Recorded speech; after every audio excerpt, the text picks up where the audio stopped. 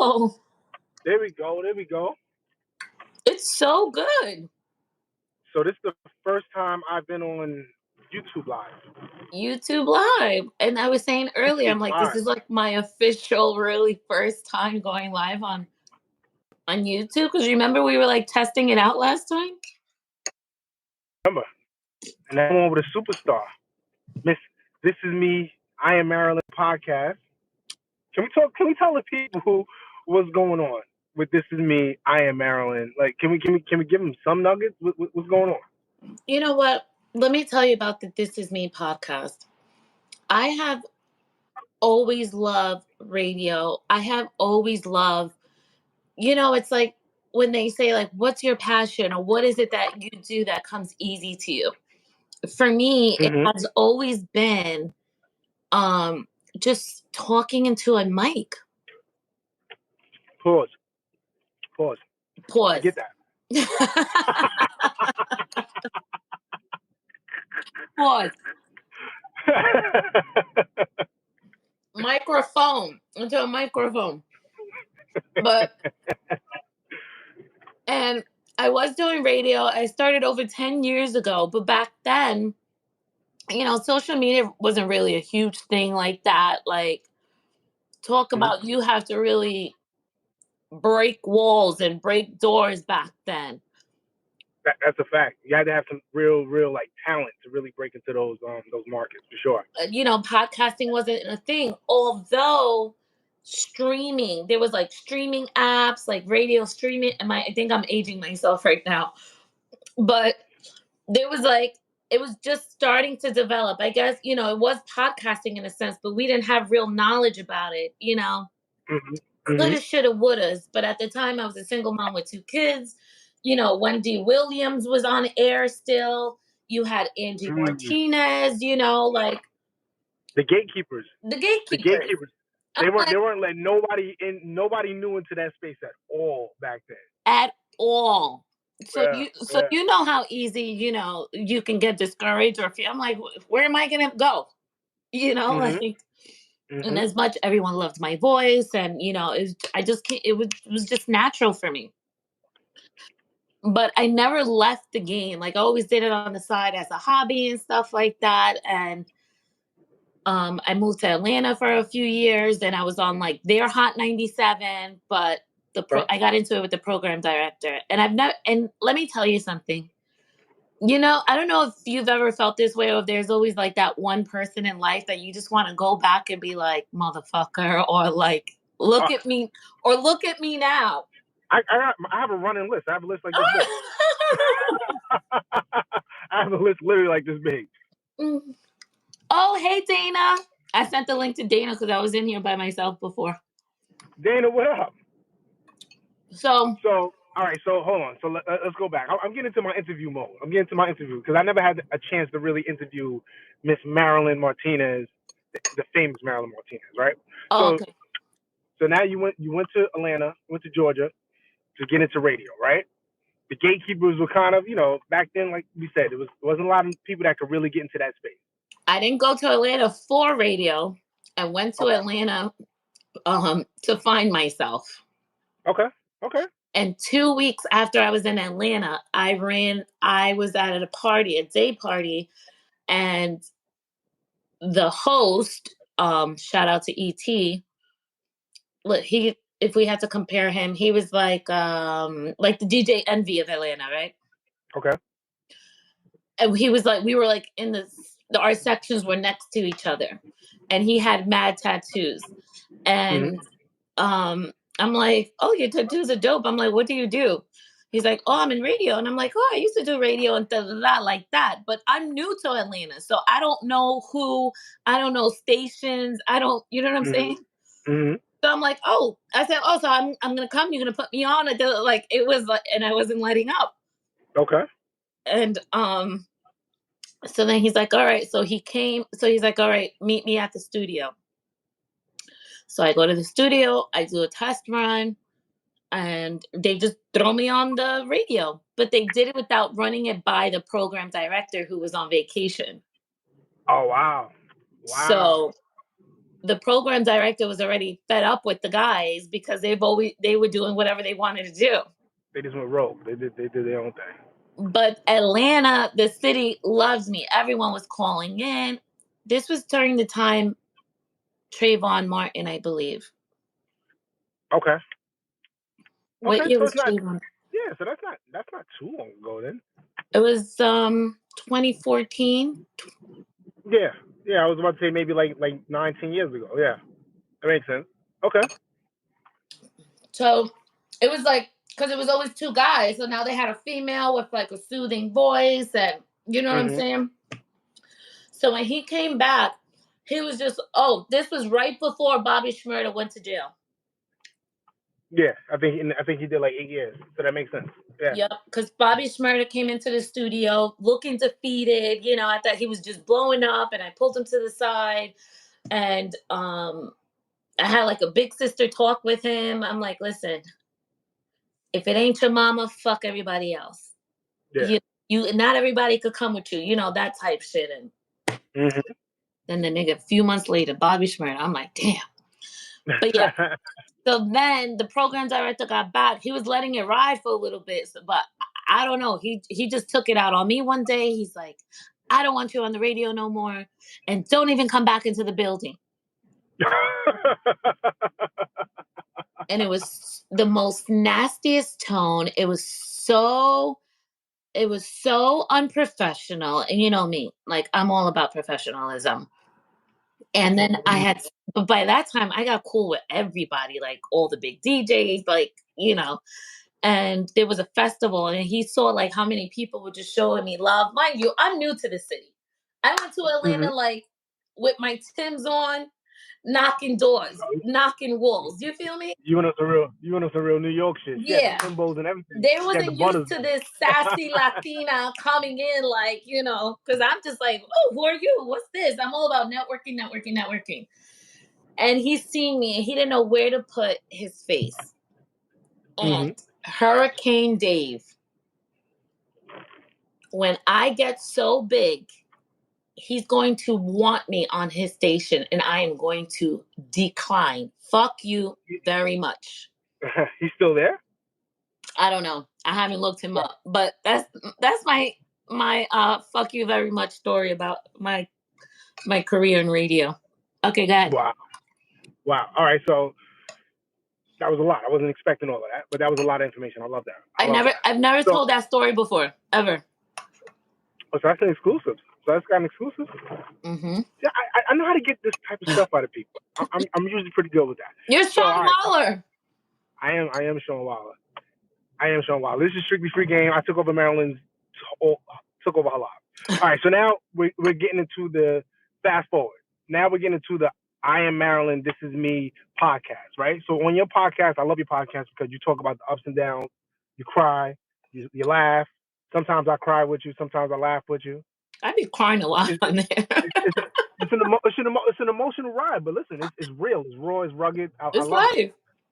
What got you to be that vulnerable? Because a lot of people aren't.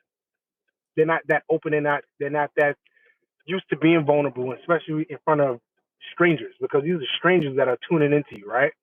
What got you to that space? Oh, that's a good question. I told you I'm good at this. You are good at this. What made me become so vulnerable to share? I think honestly, you know, at the point in my life when I started This Is Me podcast, again, because I've done podcasts, it's never really fit. I've done like podcasts, I've had my own streaming, like I've done it, but it was like I was interviewing artists, upcoming artists, and that wasn't really like my avenue. You know, I grew up on Oprah, I grew up on Ricky Lake, you know. You really aged us. Ricky Lake was the shit. On Jenny Jones. You remember Jenny Jones? I remember Jenny Jones. I remember Jenny Jones.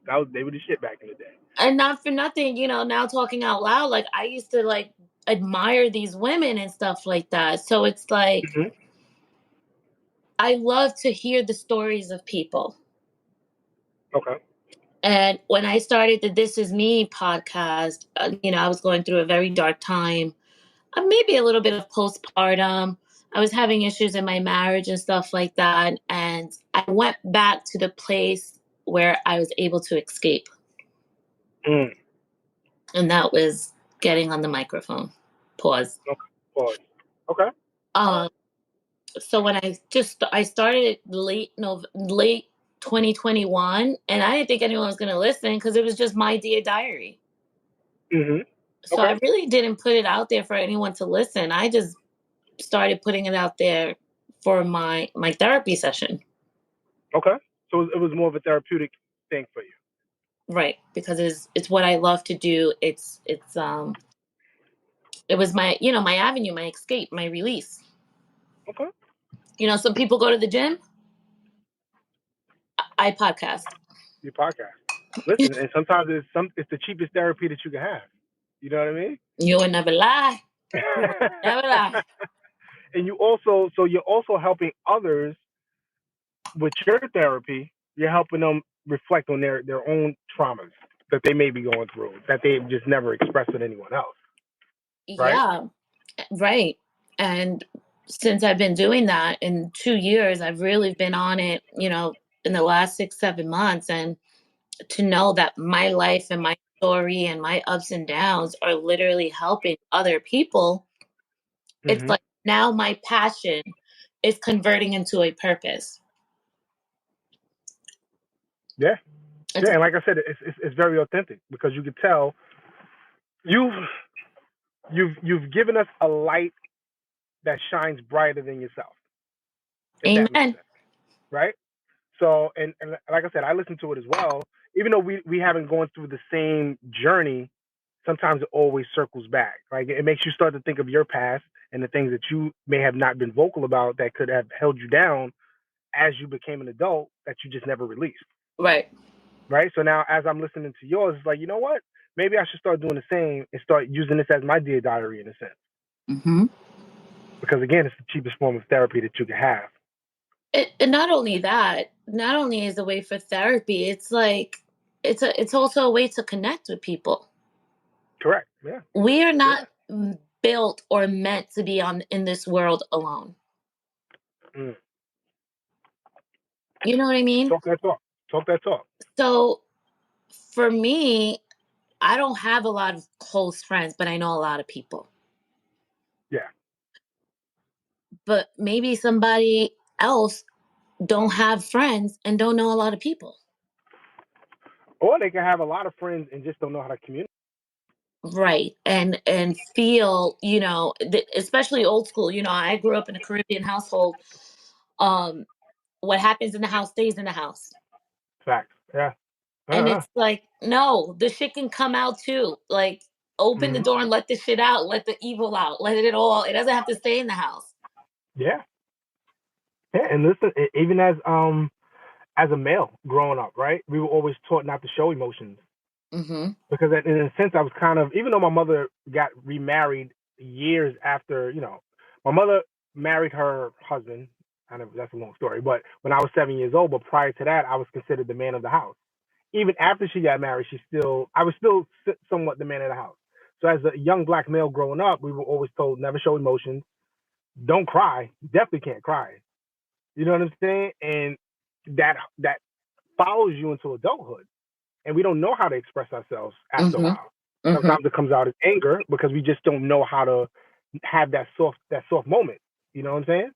So again, listening to your story helps me go back into that, and so thank you for that. You're welcome, and thank you for giving me my flowers. Listen, I give you the whole garden. For me, it's unrealistic to. We are perfectly imperfect humans. Mm-hmm. We are perfect at being imperfect. Yeah. Mm-hmm. But by being imperfect, I feel is what puts people in a frenzy. Mm. Instead of embracing your imperfectness. Yeah. Because we're So, taught to have filters, right? We're programmed to have filters. We're not programmed to show the blemishes, to show the The And scars. and for me, I mean, look at my hair. This is perfectly imperfect Mm-hmm. for me. So this is why I share. Like, I've always been someone, even as a little girl, I don't give a fuck what anybody has to say. I don't give a fuck how much money you have. I don't give a fuck about your social status. I don't, because at the end of the day, strip you off your title, strip you off your expensive garments. Mm-hmm. We all bleed the same color. Yeah. Yeah. And Yep. you too as a little kid. So this is why I'm so comfortable to walk into a room or walk into a meeting or walk into, you know what I'm saying? Because you're intelligent in one area and I'm intelligent in another area. Mm-hmm. So for me to be, so vulnerable on my podcast this is the way of life. This is the way you grow. Like, God gave us these emotions, tears, depression, sadness, to develop ourselves, to strengthen ourselves. And we have to, again, I always say, like, my divorce was the worst and best thing that ever happened to me, because it forced me to tap into new emotions that I didn't even know. That you didn't even know you had. Yeah. That I didn't know that I had, and I needed to tap into it in order to grow as a person. Yeah. Yep. Because that was your true. Now your true self is really coming out. Yeah, I was forced, right? Of course.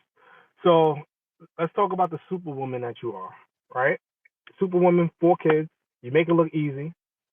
We 4 see you kids. on social. That's a lot of kids. A lot of kids. I don't even know how you do it. I'm like, damn.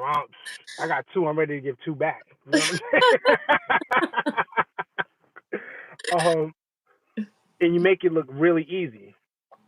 Can we talk to those single mothers out there right now that may not have 4? Maybe they have 1, 2, 3, 4. Maybe they have 5, right? And they're in this cocoon in a sense, right? Like they just can't figure out how to get to the next step. You're an influencer. You're a mom of 4. You're a realtor. This is me. I am Marilyn. How the hell are you doing it all? What advice would you give to someone that's looking to do the same? I before used to work, and go, and burn myself out. I now come to the realization that being busy doesn't mean being productive. Mm.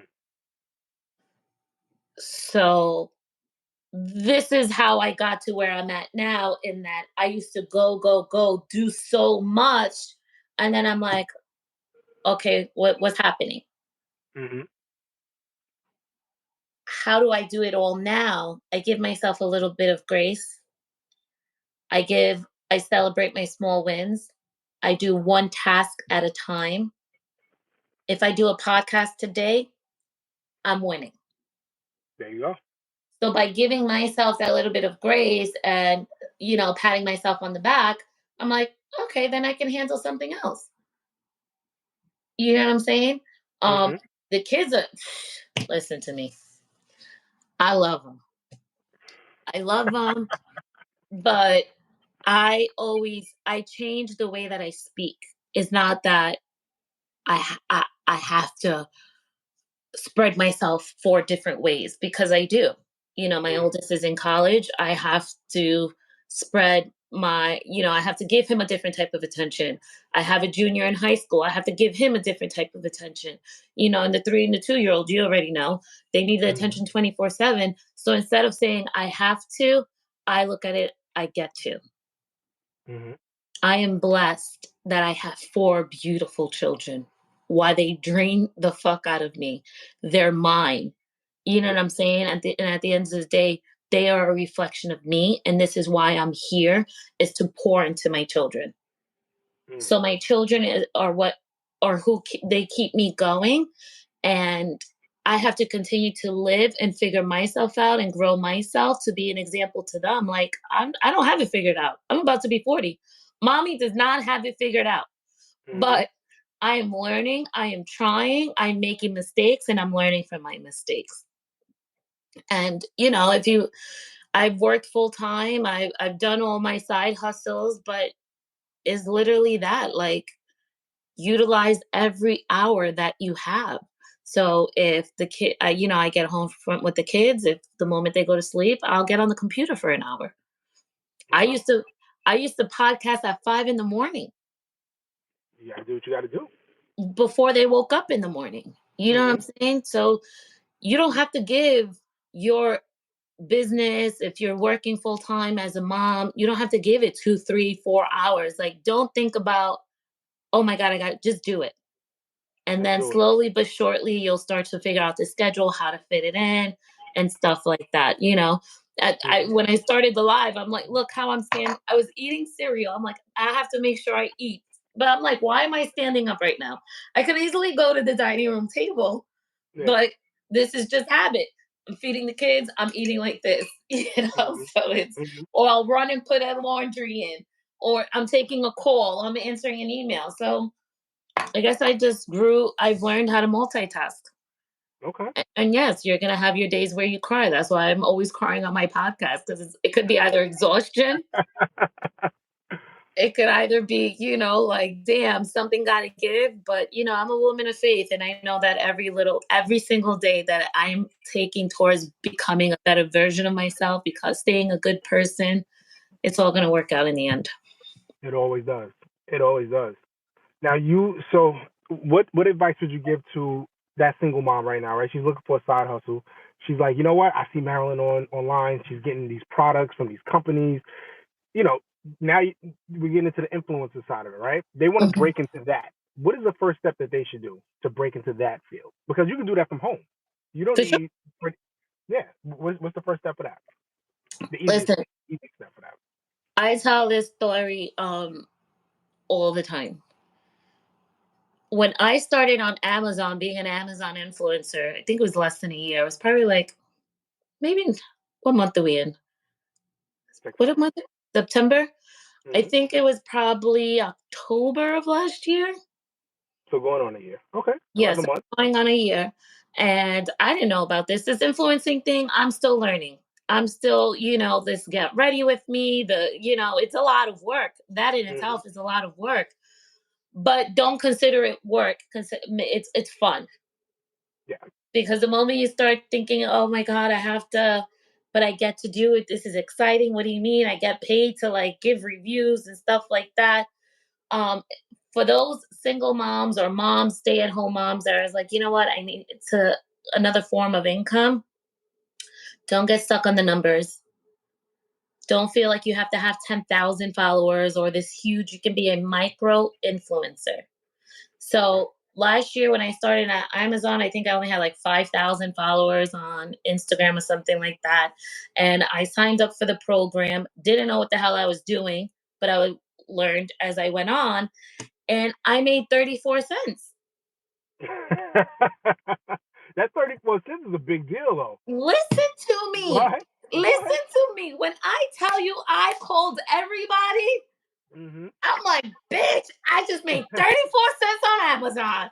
I was like, they're like 3,400? Nah, 34 cents. Yes, but I was calling everyone like it was 3,400 or 34,000. I'm like, bitch, I made 34 cents on Amazon. That, I think it was at that moment that I'm like, I'm about to be an influencer.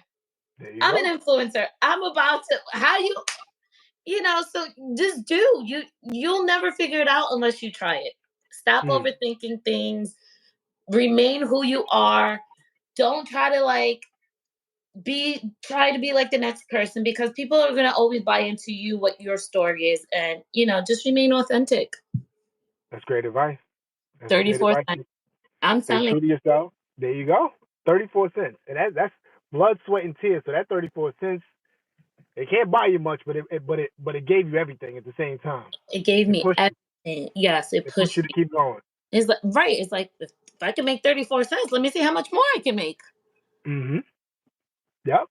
So what's next? We'll probably wrap this up because we've been like 25 minutes. It don't even feel like 25 minutes that we've been on this live. This is a good interview. This is a good interview. So what's next for Mary? I mean, I know what's next for Mary. I know her personally. You know what I'm saying? This is my partner in crime, so I know her personally. But what's next for Marilyn? What's next? What can they expect from the podcast? Are you gonna have some guests coming up on the podcast? I know you got some things that's launching pretty soon. We won't get into that until you're ready to announce it. But what's next? You know, I asked God earlier in the month to guide me in the path in which you see fit.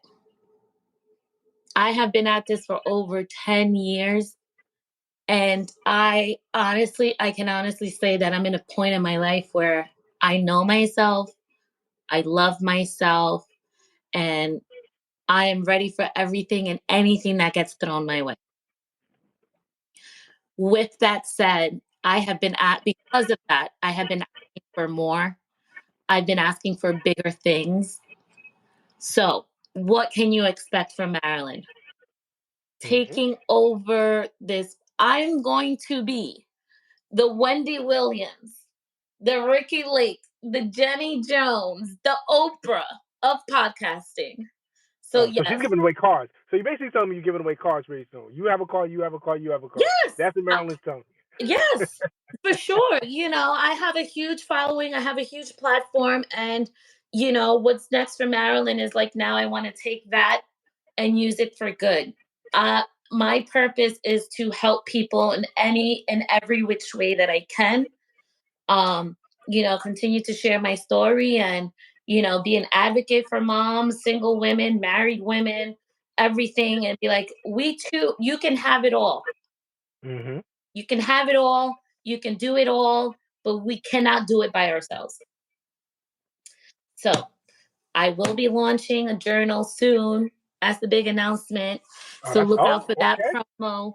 So you've been journaling, right? You've been journaling on your podcast. That's what you're telling me. Yes. And now you're giving people a chance to be a part of that journey. Yes. By purchasing a journal that they could journal for themselves. Absolutely. Because journaling, I'm telling you, it helps. It's a beautiful thing. That's a beautiful thing. It's a beautiful thing. See, I went food shopping. My cabinet's still open. My drawer's still open, and I stopped to do the live. So, but that goes to show you what you said, right? It doesn't. Nothing has to be perfect. We didn't even. This is an improv interview. Like we weren't even planning on doing this. I didn't know I was coming on your live today. My shirt is wrinkled. I was headed to get a car wash. I pulled over on the side of the road so we could finish this interview. You got your hair. Your hair is hairing right now. I got an appointment in an hour. There you go. But it goes back to that. You don't have to be perfect. Just do it. Just do it. Just do it. Just do that shit. Whatever you want to do it. And don't apologize for it.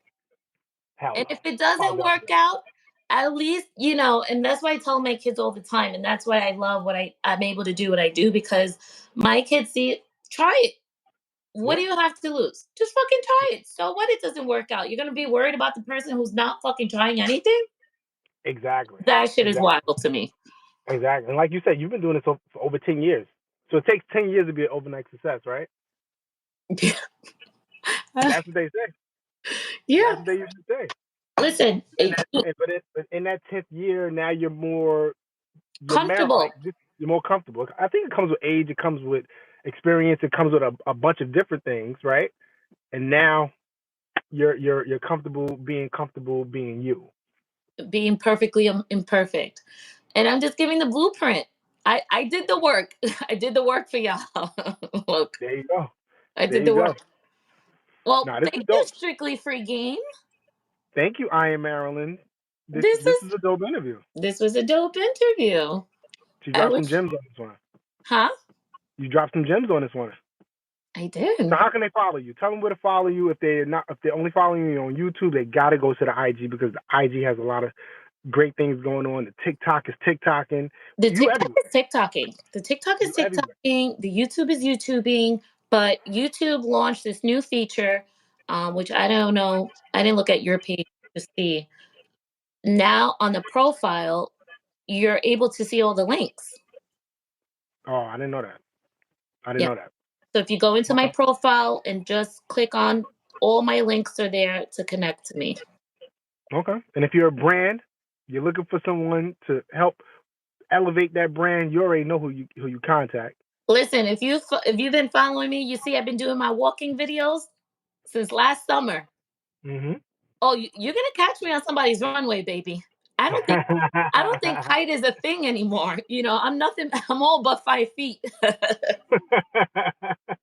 Listen, she's 5 feet, but she's 6 feet in every room she go in. She's 6 foot because she's the biggest one You in the bunch. better drop gems. Yes, friend. Yes, I am. I am tall in every room. That's funny. All right. Well, let me run before I'm late. Get your car washed. Thank you, Strictly Free Game, for jumping onto my live and doing this impromptu interview. I love it. I said stories I've never even said before. I think we lost your audio. Yeah, no, I don't hear you. All right. Well, bye. I'm logging off.